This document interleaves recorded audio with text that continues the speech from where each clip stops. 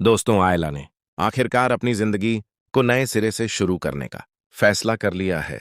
अब उसने यह ठान लिया है कि वह शामी जैसे खुदगर्ज और बेवफा इंसान के लिए अपनी जिंदगी को और ज्यादा बर्बाद नहीं करेगी।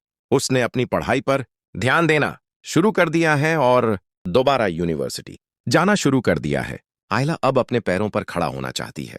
वह दुनिया को यह साबित करना चाहती है कि वह कमजोर नहीं है, बुज़दिल नहीं है और न ही वह वैसी है जैसा लोगों ने उसे साबित करने की कोशिश की थी। वह अपने सब्र और खामोशी के साथ जिंदगी की नई शुरुआत करना चाहती है।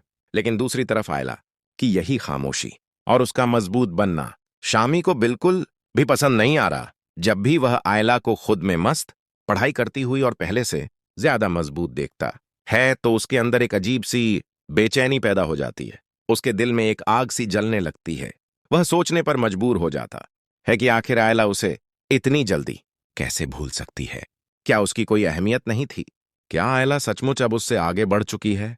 इन्हीं सवालों के साथ शामी एक बड़ा फैसला करता है। दुबई जाने से पहले वह आयला से मिलना चाहता है। वह उससे माफी मांगना चाहता है। उसे लगता है कि शायद माफी मांग लेने से उसके दिल का बोझ कुछ कम हो जाएगा।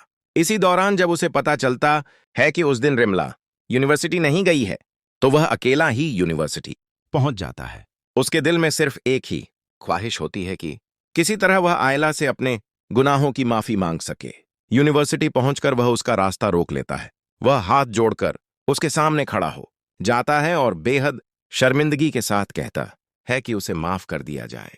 वह मानता है कि उससे बहुत बड़ी गलती हुई है।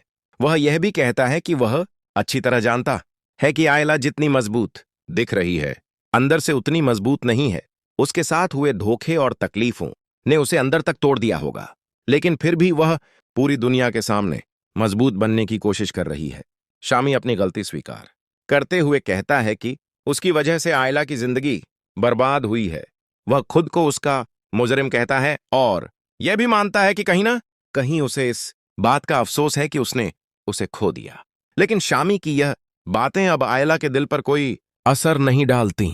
अगले ही पल आयला गुस्से में आगे बढ़ती है और एक जोरदार थप्पड़ शामी के चेहरे पर मार देती है। पूरा माहौल सन्नाटे में डूब जाता है। आयला गुस्से से उसे कहती है कि उसकी हिम्मत कैसे हुई उसका रास्ता रोकने की। वह उसे याद दिलाती है कि उसकी वजह से जो कुछ उसके साथ हुआ उसे वह कभी नहीं भूल सकती। वह कहती है कि क्या सिर्फ एक माफी मांग लेने से सब कुछ ठीक हो जाएगा?